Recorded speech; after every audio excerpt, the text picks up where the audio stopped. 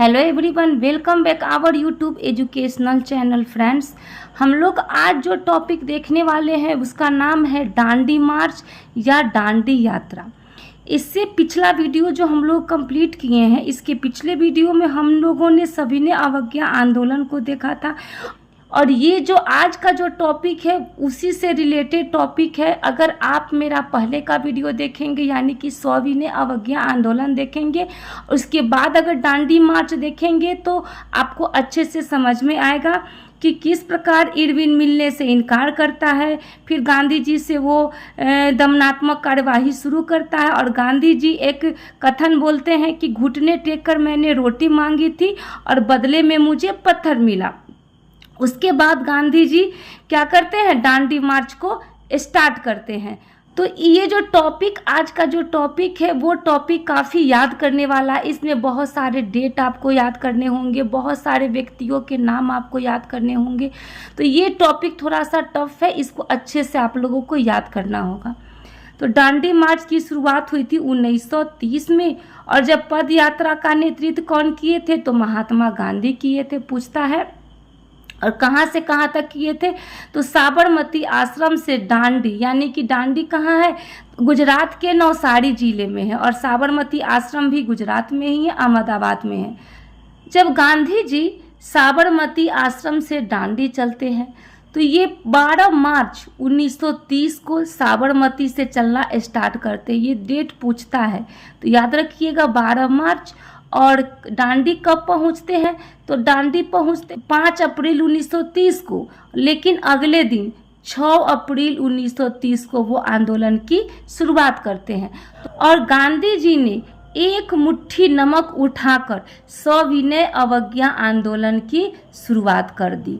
कब की, तो 6 अप्रैल 1930 को गांधी जी ने सविनय अवज्ञा आंदोलन की शुरुआत एक मुट्ठी नमक उठाकर कर दी। तो अगर आपसे पूछेगा कि गांधी जी ने आंदोलन की शुरुआत कब की, तो 6 अप्रैल ही आप डेट मारिएगा, 5 अप्रैल नहीं मारिएगा, क्योंकि आंदोलन की शुरुआत वो 6 अप्रैल से ही करते हैं। ये 12 मार्च 1930 को चलते हैं, तो इनको चलने में पूरे 24 दिन की इन्होंने पद यात्रा की। ये 241 मील चले। तो आपसे अगर पूछेगा कि गांधी जी कितने दिनों की पद यात्रा की थी दांडी मार्च में, तो 24 दिन याद रखिएगा। अगर पूछेगा कि गांधी जी दांडी मार्च में कितने मील की यात्रा किए थे, तो 241 मील। और अगर किलोमीटर पूछेगा तो 385 किलोमीटर। तो बस याद रखिएगा 12 मार्च 1930 से चले थे और 5 अप्रैल 1930 को पहुँचे, लेकिन आंदोलन की शुरुआत 6 अप्रैल 1930 से किए थे। इसके बाद इसमें जो टोटल 78 अनुयायी शामिल हुए, यानी कि 78 जो आदमी थे इसमें शामिल हुए थे, जिसमें गांधी जी को छोड़कर, गांधी जी अगर आ जाएंगे तो गांधी जी को लेके इसमें कितने हो जाएंगे, तो 79 जो अनुयायी थे इसमें शामिल होंगे। गांधी जी को छोड़कर 70, यानी कि इसके सिर्फ अनुयायी अगर पूछेगा तो 78। और अगर पूछेगा कि टोटल गांधी दांडी मार्च में टोटल कितने सदस्य शामिल हुए थे, तब उसमें आप 79 मारिएगा। तो गुजरात से कितने व्यक्ति शामिल हुए थे, तो 31 व्यक्ति शामिल हुए थे, ये पूछता है बीपीएससी। महाराष्ट्र से 13 आदमी शामिल हुए थे, और संयुक्त प्रांत से 8 आदमी शामिल हुए थे, और बिहार से 1 आदमी शामिल हुए थे। और उनका नाम बार बार पूछता है कि बिहार से कौन शामिल हुए थे, तो उनका नाम है गिरिवरधारी चौधरी।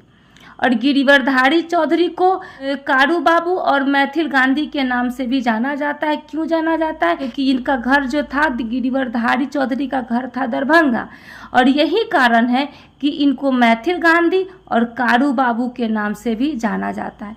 तो कहीं कहीं आपको मैथिल गांधी न दे के कारू बाबू दे देगा, कारू बाबू न दे के गिरिवरधारी चौधरी दे देगा। तो ये 3 नाम जो है आपको एक ही व्यक्ति का, ये तीनों नाम आपको ध्यान में रखने होंगे। अब गांधी जी की पद यात्रा की तुलना सुभाष चंद्र बोस ने किससे की थी, तो ये एग्जाम में पूछा जाता है कि गांधी जी की पद यात्रा की तुलना सुभाष चंद्र बोस ने नेपोलियन की एल्वा से पेरिस तक की यात्रा से की थी, या मुसोलिनी की रोम यात्रा, यहाँ पे मुसलिनो भी दे सकता है, तो ध्यान में रखिएगा मुसलिनो भी देगा या मुसोलिनी। तो मुसलिनो की रोम यात्रा से गांधी जी की पद यात्रा की तुलना सुभाष चंद्र बोस ने की थी। उसके बाद एक क्वेश्चन और पूछता है कि दांडी यात्रा का आदर्श वाक्य क्या था। तो इसका आदर्श वाक्य था अंत तक लड़ो, जब तक शरीर में जान है तब तक लड़ो। तो ये ध्यान में रखिएगा, अंत तक लड़ो। अब आंदोलन के कार्यक्रम क्या थे।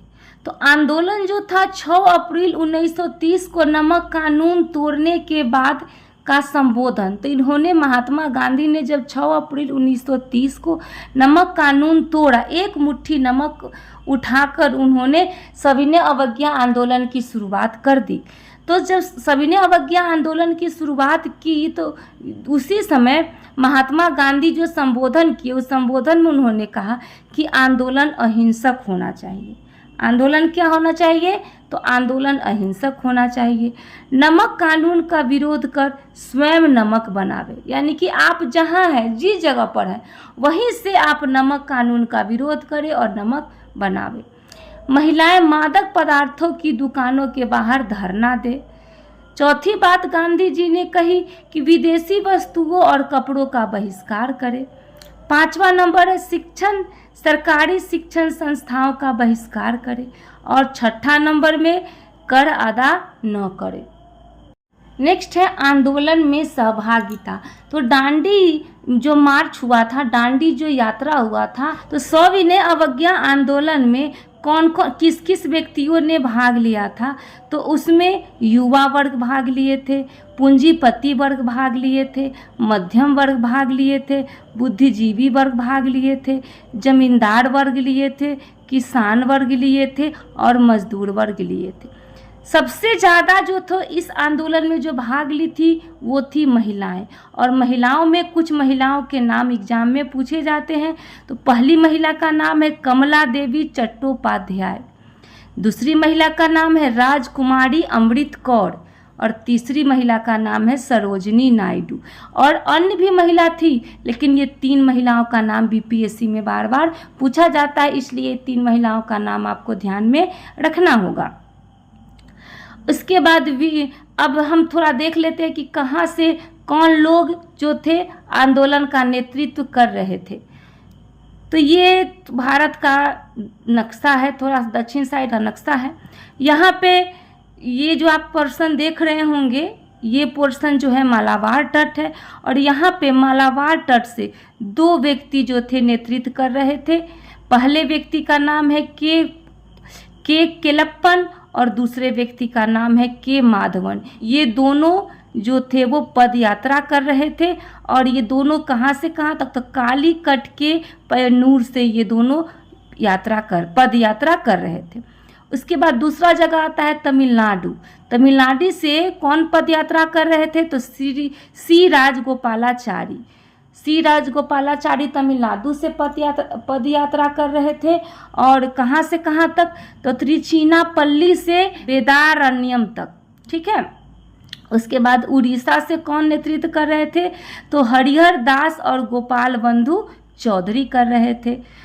उसके बाद गांधी जी, ये साबरमती है और साबरमती से ही गांधी जी यहाँ दांडी जाते हैं।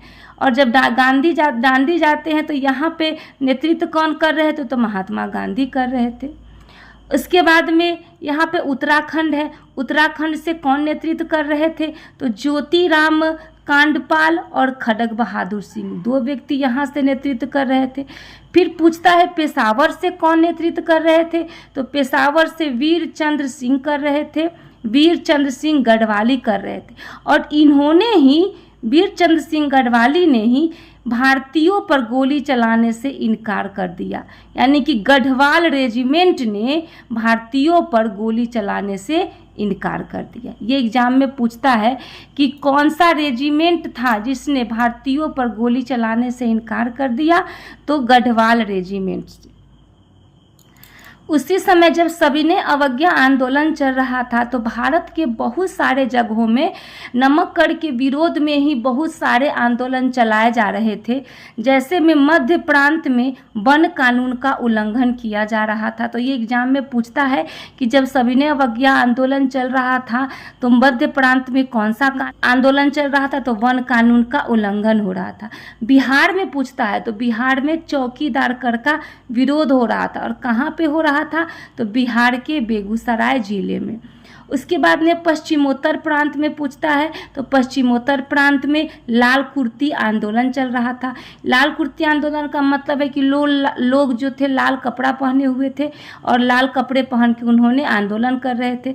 तो जो लाल कुर्ती आंदोलन के संगठन का नाम था खिदाई खिदमतदार। और खिदाई खिदमतदार आंदोलन का नेतृत्व कौन कर रहे थे, तो खान अब्दुल गफ्फार खान। याद रखिएगा, खिदाई खिदमतगार आंदोलन का नेतृत्व कर रहे थे खान अब्दुल गफ्फार खान। और यहाँ पे नागालैंड होना चाहिए तो थोड़ा सा कंजेस्टेड हो जाता, इसलिए हम यहाँ पे नीचे लिख दिए हैं। नागालैंड में जादोनांग एक व्यक्ति था, वो नेतृत्व कर रहा था कि अचानक जादोनांग की हत्या हो जाती है। इसके बाद इसी की बहन गिंडाल्यू जो है वो जो है कुछ दिनों तक यहाँ पे नागालैंड में आंदोलन का नेतृत्व करती है। लेकिन गिंडाल्यू जेल चली जाती है और जेल में लास्ट में जब भारत आज़ाद होता है तो आज़ादी के बाद गिंडाल्यू को जेल से निकाला जाता है। तो गिंडाल्यू को रानी की उपाधि मिला था। और उनकी उपाधि कौन दिए थे, तो जवाहरलाल नेहरू ने गिंडाल्यू को रानी की उपाधि दिए थे। ये बात याद रखिएगा। और असम से कौन नेतृत्व कर रहे थे, तो तरुण फूकन राम कर रहे थे। इसके बाद आगे है एक नोट है कि खान अब्दुल गफ्फार खान को सीमांत फक्र ए अफगान बादशाह खान के नाम से भी जाना जाता है। तो ध्यान में रखिएगा कि खान अब्दुल गफ्फार खान का और भी नाम है। पहला नाम है सीमांत गांधी, दूसरा फक्र ए अफगान और तीसरा बादशाह खान के नाम से भी जाना जाता है। उसके बाद धरसना, एक बहुत ही इम्पोर्टेंट टॉपिक है धरसना। धरसना एक जगह का नाम है। धरसना में आंदोलन का नेतृत्व जो कर रही थी वो सरोजनी नायडू कर रही थी। और सरोजनी नायडू के साथ और लोग भी थे जो धरसना में नेतृत्व कर रहे थे। मदन मोहन मालवीय थे, देवदास गांधी थे, हरिलाल थे और अब्बास तैयबजी थे। ये पूछा जाता है, ये लोग जो थे धरसना में इनके साथ थे। अचानक धरसना नमक डिपो पर इन लोगों ने क्या कर दिया, धावा बोल दिया। जैसे ही इन लोगों ने धरसना नमक डिपो पर धावा बोला, उसी समय पुलिस ने लाठी चार्ज करना शुरू कर दिया और लोगों की जो भीड़ थी वो इधर उधर भागने लगी। पुलिस लगातार लाठी चार्ज किए जा रहे हैं। उसी समय एक अमेरिकी पत्रकार था, एक अमेरिका का प्रेस रिपोर्टर था जिसका नाम था बेब मिलर। ये पूरे आंदोलन में गांधी जी के साथ था और ये यूनाइटेड प्रेस के रिपोर्टर भी था। इसने एक पत्रिका में लिखा था जिस पत्रिका का नाम था न्यू फ्री इंडिया। पूछा जाता है कि न्यू फ्री इंडिया पत्रिका के संपादक कौन थे, तो बेब मिलर थे। या फिर बेब मिलर ने कौन सी पत्रिका लिखी है, तो न्यू फ्री इंडिया। इस पत्रिका में बेब मिलर ने लिखा कि धरसना जैसा भयानक दृश्य मैंने अपने जीवन में नहीं देखा। तो ये जो थोड़ा ध्यान में रखिएगा ये सारी बातों को। इसके बाद गांधी जी को क्या होता है, जेल हो जाता है। और जैसे ही गांधी जी को जेल होता है, सविनय अवज्ञा आंदोलन जो है धीरे धीरे स्थगित होना शुरू हो जाता है। तो ये हो गया सविनय अवज्ञा आंदोलन के बीच में जो दांडी यात्रा कैसे हुई थी, ये टॉपिक मेरा यहाँ पे कंप्लीट होता है। इसके बाद हम लोग देखेंगे गांधी जी का गोलमेज सम्मेलन, प्रथम गोलमेज सम्मेलन, द्वितीय गोलमेज सम्मेलन और तृतीय गोलमेज सम्मेलन। यहाँ पे थोड़ा सा एक टॉपिक छूट गया है, बिहार के पटना से आंदोलन का नेतृत्व कौन कर रहे थे, तो यहाँ पे बिहार के पटना से आंदोलन का नेतृत्व कर रहे थे प्रभावती देवी, थोड़ा ये ध्यान में रखिएगा नाम प्रभावती देवी का। अगर आप लोगों को मेरा वीडियो अच्छा लगे और अगर आप लोगों को लगे कि मेरा वीडियो आप सबों के लिए हेल्पफुल है तो प्लीज़ मेरे चैनल को सब्सक्राइब करें, लाइक करें, शेयर करें तथा कमेंट करना बिल्कुल ही ना भूलें। तो बने रहिए हमारे साथ, मिलते हैं नेक्स्ट वीडियो में नेक्स्ट टॉपिक के साथ। धन्यवाद।